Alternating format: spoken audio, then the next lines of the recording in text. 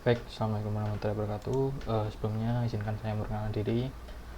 Saya Muhammad Faris dari kelas TI 6B dengan NIM 223307049.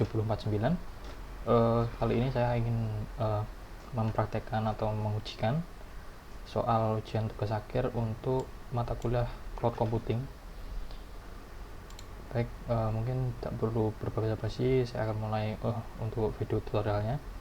Pertama, kita harus membuat sebuah instance pada Amazon EC2 dengan keterangan seperti ini. Di sini saya sudah membuka panel EC2 saya. Nah, hal yang pertama yang saya lakukan adalah masuk ke dashboard EC2 dengan cara mencari layanan EC2 seperti ini.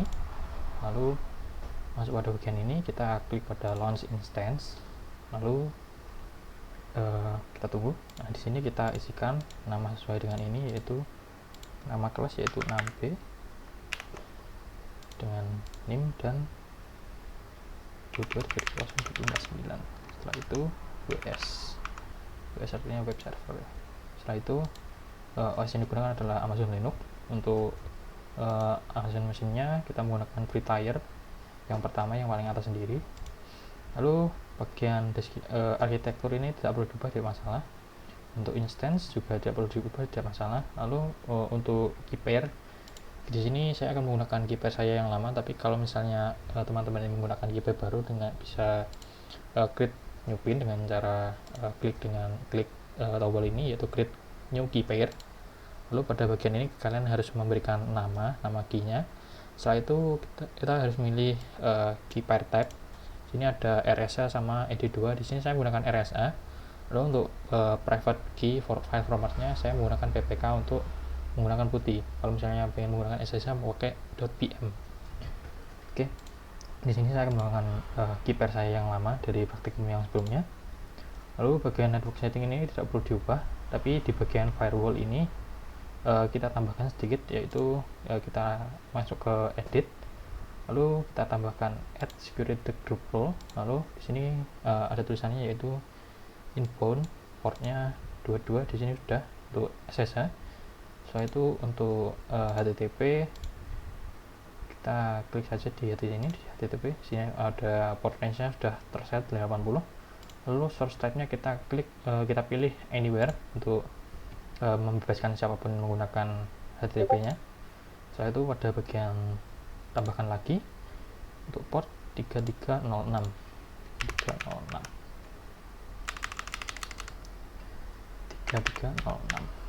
seperti ini. Dan untuk source type-nya kita menggunakan anywhere juga. Nah, sini configuration storage-nya tidak perlu diapa-apakan. Di kurang lebih seperti ini, ada nama, ada memilih OS-nya, terus ada misalnya tidak perlu diubah. Terus kita key pair. Setelah itu firewall security pada bagian network setting.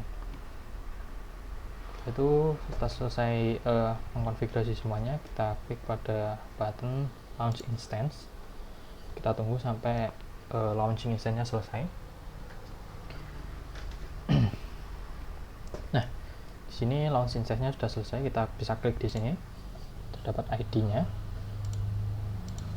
Dan di sini instance kita bakal muncul. Nah, ini dia. Kita klik seperti ini. Lalu kita launch instance seperti ini. Nah, di sini mohon maaf teman-teman. Kita klik connect. Nah, di sini kita akan memilih bagaimana kita akan mengkoneksikan ke instance kita. Di sini kita akan memilih connect with public IP. Setelah itu public IP-nya seperti ini. Nah, untuk username bisa perlu diubah, biarkan seperti ini, yaitu EC2-user. Lalu kita klik connect, maka dia akan memunculkan window baru yang mengkoneksikan ke virtual machine kita yang ada di server. Nah, di sini kita harus mengcopy IP public kita yang ada di pojok bawah kiri. Setelah itu kita buka aplikasi putih kita. Nah, seperti ini. Kita pastekan IP publicnya. Untuk portnya tetap menggunakan 22. Lalu pada bagian tab connection, masuk bagian SSL, lalu bagian out, kita klik pada credential, lalu kita pilih private key file for authentication. Kita klik, lalu kita pilih file kunci kita yang sudah dimiliki sebelumnya. Kita klik open. Setelah itu kita klik open lagi. Di sini dia akan membuka window baru. Kita klik accept. Lalu kita akan login menggunakan akun yang sudah diberitahukan tadi, yaitu ej2-user. Nah, seperti ini. Kita sudah masuk ke bagian OS kita, yaitu Amazon Linux. Di sini saya sudah menyiapkan untuk step by stepnya untuk melakukan semua ini, yaitu install layanan, setelah itu database, dan tes koneksi REST API-nya. Nah, langkah pertamanya yaitu di sini kita harus menggunakan sudo yum update untuk melakukan update terlebih dahulu. Kita klik enter. Kita tunggu sampai update-nya selesai. Lalu selanjutnya adalah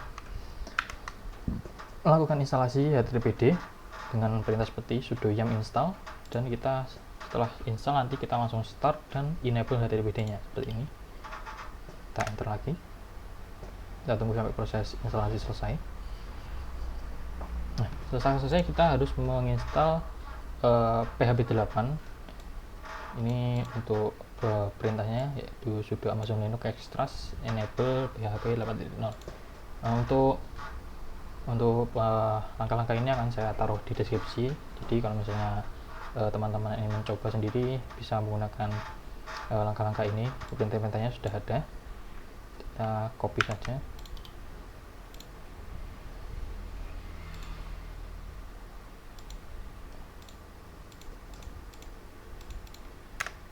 Sebentar, ini ada error.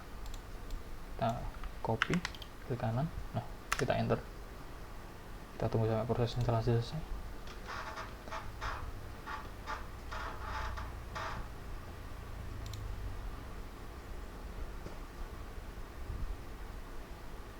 Nah, ini sudah selesai. Lanjut kita melakukan instalasi untuk MariaDB-nya atau untuk MySQL-nya nanti.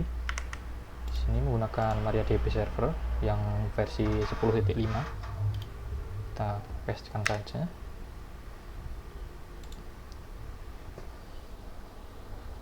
Nah, setelah install ini kita bakal melakukan start MariaDB. Setelah itu kita enable juga. Jadi kita tunggu sampai prosesnya selesai.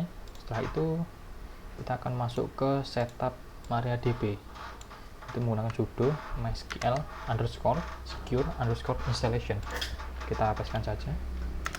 Jadi ini kita enter. Nah, di sini kita akan mengenterkan password baru untuk masuk ke dalam MySQL kita. Bisa melakukan input password. Lalu kita enter.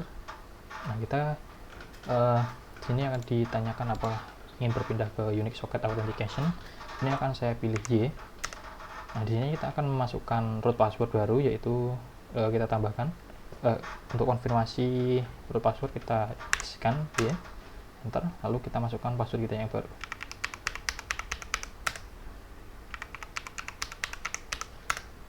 Nah, setelah itu kita akan diminta apakah kita ingin remove anonymous user. Kita klik yes, kita pilih yes. Lalu disallow remote login kita no. Lalu remove database kita bisa pilih yes atau no. Ini tergantung dari kalian apakah ingin menghapus. Kalau di sini saya tidak ingin menghapus database, saya pilih no. Rel privilege kita pilih yes. Nah, setelah itu kita sudah selesai setup MySQL kita. Lalu masuk pada bagian MySQL dengan perintah MySQL min u. U ini artinya user. Kita masukkan nama usernya, ID usernya atau root seperti ini. Lalu kita min p atau password. Kita ketikkan password yang sudah kita masukkan sebelumnya, yaitu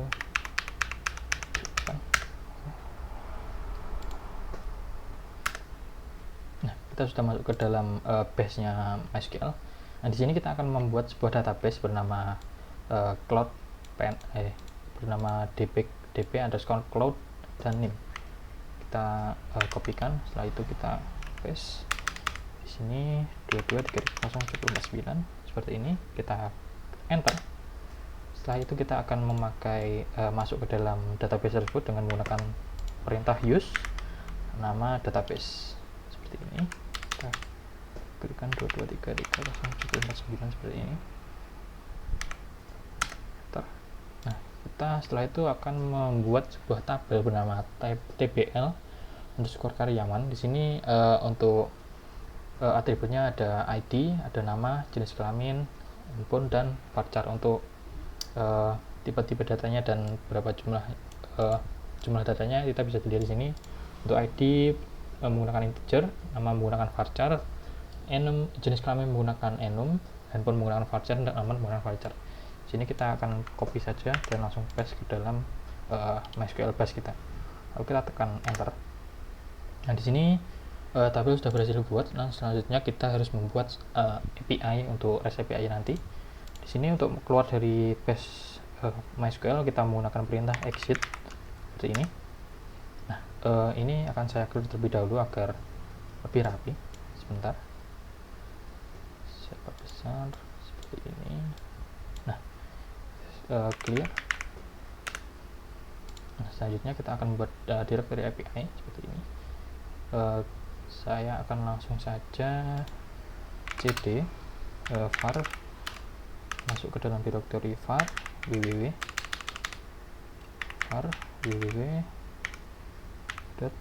/html ini. Lalu kita membuat sebuah directory sudo mkdir bernama REST API nim 223.0.749 seperti ini. Kita enter. Oh, sebentar, ada typo. Nah, kita enter. Lalu masuk ke dalam directory tersebut yaitu cd res. Setelah itu kita membuat sebuah koneksi.php dengan cara menggunakan perintah sudo nano koneksi.php.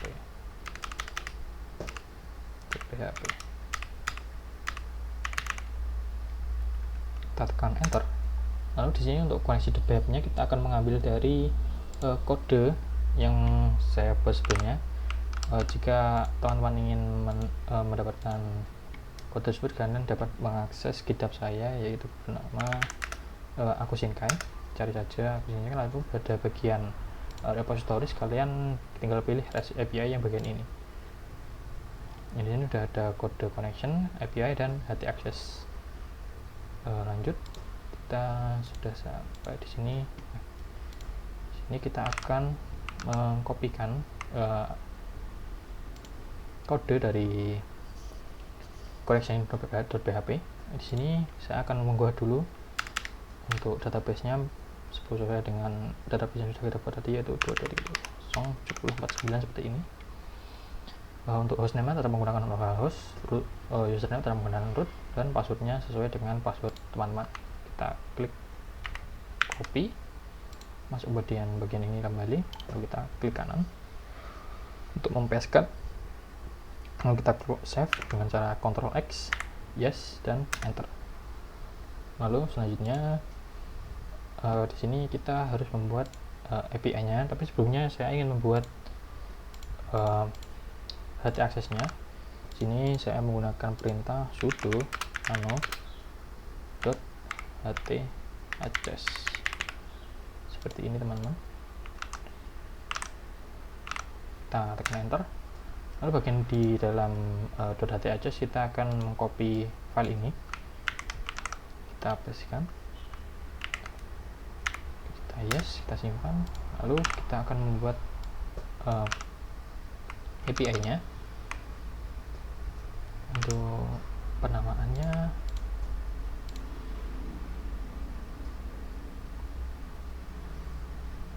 penamaannya masih tetap sama ya, berarti kita langsung saja masukkan di sini. Kita akan membuat sebuah file baru dengan cara sudo nano API karyawan.php. Ini kita enter. Nah, di sini kita akan mengcopy kode ini. Sebelumnya untuk teman-teman yang ingin mengcopy seperti ini, kalian jangan lupa untuk mengganti beberapa bagian seperti koneksi.php-nya di sini masih menggunakan connection menggunakan bahasa Inggris, tapi sebelum di dalam instansi saya menggunakan bahasa Indonesia biasa menggunakan koneksi. Sini kita akan mengubahnya menjadi koneksi.php seperti ini. Lalu kita akan copy semua, kita pastekan di sini. Nah, kita Ctrl X, yes, dan simpan. Nah, selanjutnya kita akan mengubah permission PHP Apache-nya menjadi intinya mengubah kepemilikan inilah ya, mengubah apa itu folder REST API ini agar menjadi miliknya PHP Apache, jadi nanti bisa mengakses database-nya. Jadi kita copy dulu ini, sebentar saya ubah dulu API name 2233 9. Nah, kita copy, kita pastekan seperti ini. Nah, setelah itu kita akan melakukan testing ke Postman. Kita akan membuat yang baru. Nah, di sini teman-teman masuk ke dalam buat baru seperti ini. Kita kalau belum buat baru. Nah, setelah itu kita masuk ke dalam bagian body. Setelah itu kita pilih x-www-form-unlicoded. Nah, kita klik sini. Nah, di sini kita akan mengisikan sebelum itu kita akan mengisikan seperti ini. Untuk linknya seperti ini ya. Ini kita kopikan. Sebentar, kita copy. Setelah itu kita masuk ke Postman-nya kembali, kita pastekan seperti ini. Nah, kita IP public-nya kita ganti dengan IP public yang sudah kita dapatkan sebelumnya, yaitu pada bagian ini. Public IP-nya kita copy, lalu kita pastekan di sini. Nah, kita tinggal mengganti bagian ini, yaitu 2233 9. Lalu pada bagian ini kita insertkan terlebih dahulu, insert karyawan. Di sini yang perlu kita insertkan adalah ID. Kita insertkan ID-nya 1, lalu kita nama Paris, lalu ada jenis kelamin,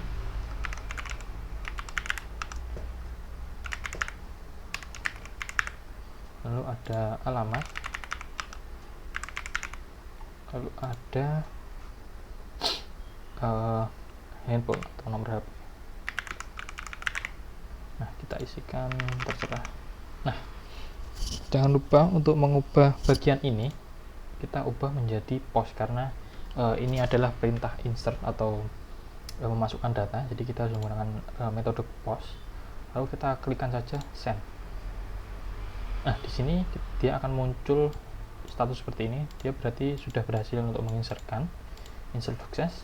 Dan terus kita dapat mengget data karyawan dengan cara get karyawan. Di bagian linknya ini, di bagian function kita ubah fungsinya sesuai dengan kode di sini.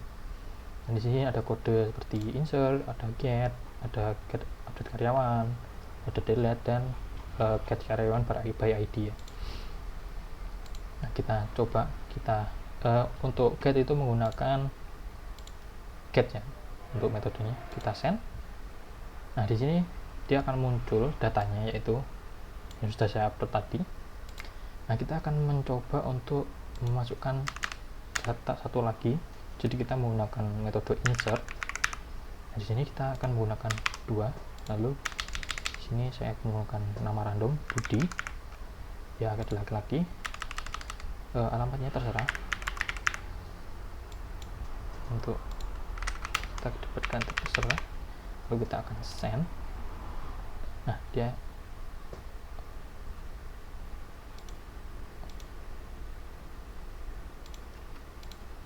sebentar.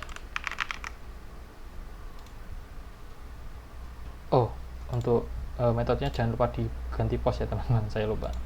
Nah, kita post. Nah, insert sukses. Lalu kita coba get lagi apakah datanya sudah terinputkan. Get karyawan. Nah, di sini dia sudah muncul ya untuk ID Budi, menurut data Budi. Lalu selanjutnya kita harus melakukan tes get karyawan by ID ya teman-teman. Sini saya akan melakukan copy. Sini saya sudah memberikan template-nya, tinggal ganti saja pada bagian function. Get karyawan by ID harusnya kita akan muncul ID saya, yaitu ID 1 nama Faris. Sini kita send. Nah, dia munculnya hanya satu data, yaitu ID yang pertama. Lalu kita akan melakukan update berdasarkan ID. Di sini saya ingin mengupdate beberapa bagian. Kita akan update untuk datanya Budi saja. Nah, di sini Budi kita ganti namanya menjadi Mulyono. Nah, jangan lupa ubah untuk metodenya menjadi post. Kita klik send, dia akan update sukses seperti ini. Lalu kita akan coba get karyawan untuk semua data saja dengan metode get karyawan seperti ini. Kita tekan enter. Nah, dia untuk ID 2 dia sudah berhasil terupdate dari sebelumnya bernama Budi sekarang menjadi nama Mulyono. Selanjutnya kita akan mencoba delete karyawan. Jadi di sini kita akan mencoba delete untuk Budi si Mulyono ini. Kita akan coba, lalu kita klik send. Nah, ini seharusnya metodenya menggunakan delete ya, cuman ini nggak tahu kenapa kok bisa statusnya berhasil. Jadi kita coba aja dulu. Sebentar, get karyawan. Nah, seperti ini. Nah, dia untuk data si Mulyono dia sudah terhapus ya untuk data dari ID 2. Berarti untuk semua ini sudah berhasil diimplementasikan. Jadi mungkin dari saya sekian. Apabila ada ketidakjelasan dalam penjelasan saya atau perkataan saya yang kurang tepat atau kurang jelas, saya mohon maaf. Wassalamualaikum warahmatullahi wabarakatuh.